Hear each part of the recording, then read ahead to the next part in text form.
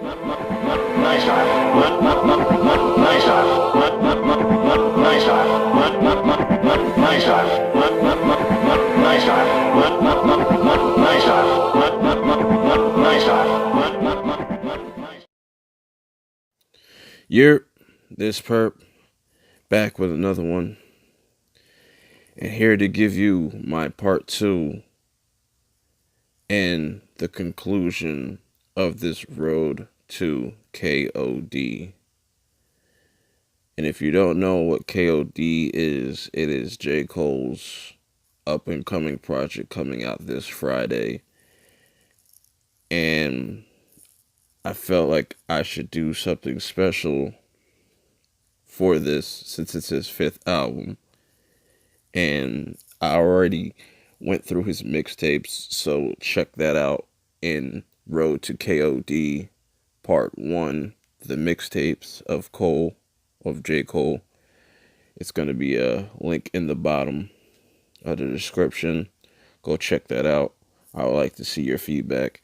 But now that we're done talking about the mixtapes, it's time to get into the bread and butter of J. Cole's career, which are his albums. And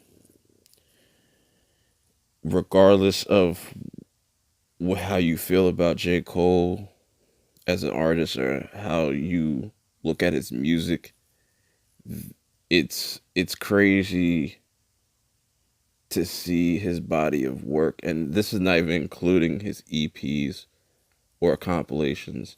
I might do that as a bonus video. If y'all want me to do that as a bonus video, just let me know. And I'll probably do that somewhere down the line. I'll try to knock that out as soon as possible.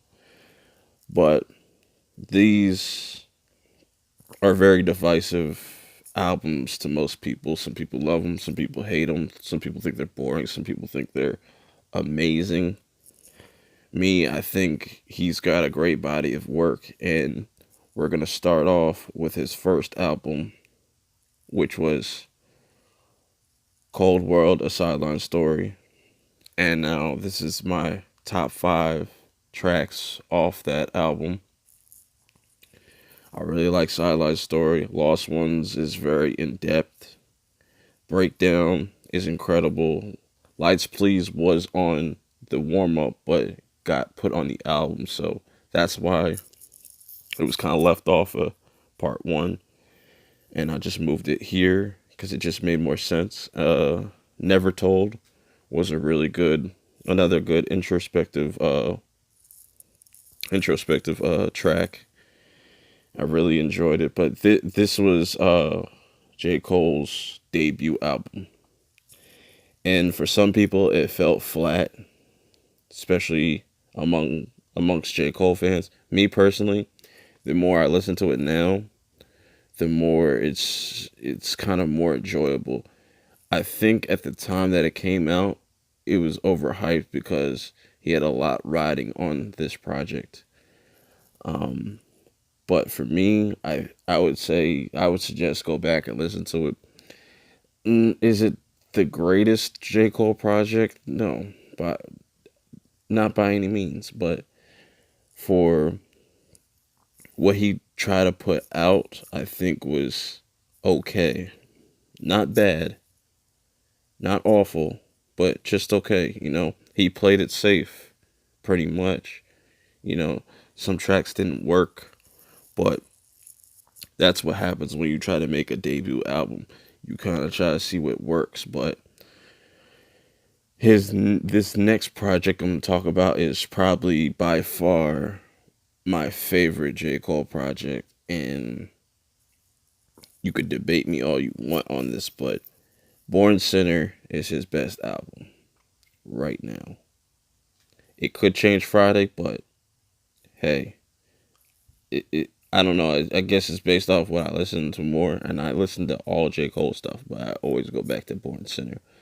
So you have at number 1 the outro, which is Born Sinner, as the album is called Born Sinner. Phenomenal track. Rich Niggas. really good, dope track. I love the production on that. The Illuminati is an incredible intro. I was just listening to that a few times today, and it's like you don't really. There's times where you get certain intros where they're just little 30-second clips of something, and people don't really take their time to actually do something interesting. Like I'll go off tangent real quick. Like take Cardi B's first track off of her album. I forget what it was called. Get Up 10, whatever. Sound just like Meek Mill's Dreams and Nightmares, and it's just like that was kind of lame. I prefer you to do something, you know, different and unique when it comes to your intros, because that's what you're gonna. That's what the people listening, they're gonna go off that first track. If you can't suck it in by that first track, then you probably already lost their attention. All right, now we got number 4, Power Trip, and number 5, Runaways. Those are two big singles off his project. They were really good, really good. This was a amazing project, still one of my favorites. But the next song we got up is 2014 Forest Hills Drives. Now, this is his biggest album like to date, because it's the first time he had no features, no promotion. He just dropped it at the end of 2014, and 2014 was a pretty dry year for hip hop. Like it's for me, I think it was like probably the worst year, because there isn't that many people that dropped. Like you had YG. YG's first debut album that came out in 2014 was amazing, but there wasn't that much stuff dropping. Nobody really, you didn't see as much music dropping then than you do now. Just, but anyways, here's my top 5. '03 Adolescence, uh January 28th, No Role Models, Tales of Two Cities, Fire Squad. I think that was pretty fair. It was kind of tough. Like it was tough for me to pick the top 5 for Born Center, because I really enjoyed that album from top to bottom, and it's the same here with Forest Hill Drive. Now, Forest Hill Drive is definitely a favorite J.Cole album of mine. For some people, it's their favorite to this date, to this day. But for me, it's still Born Center. But this is still a solid project. It revolutionized how people put out music. You don't need features. You don't need all this congestion in your albums. And I really respect that. And now, time to get into the most controversial album release of J. Cole is For Your Eyes Only. Now, he's got a lot of backlash from this project, because here he is once again, no promo, no no really like insane uh mention of it. Like earlier on in 2016, he just drops it. Now, how he did it was genius. He dropped 2 videos, which was Everyone's Gonna Die and then The False Prophets.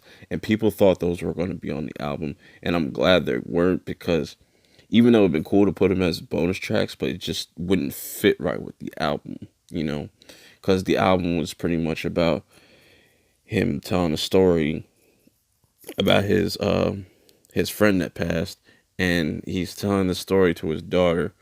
It's kind of like a note to his daughter saying, like, but anyways, I thought that was a very personal album, and I guess that's why a lot of people didn't like it. But who knows? You can't please everybody. But anyways, that is my breakdown of J. Cole's albums and my top 5s. I know I kind of skimmed over for your eyes only, but my top fives are on that screen, so you could always go check it out and let me know what you think. Let me know if you agree or not.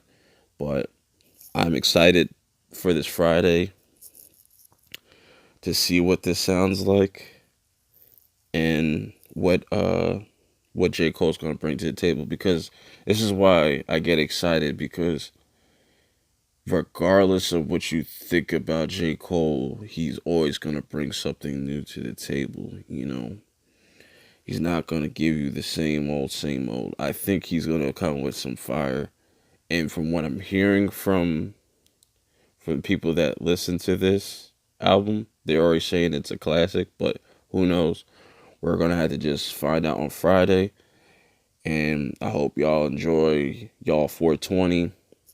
And I'll check y'all for the review of the full album when it drops. I'm out.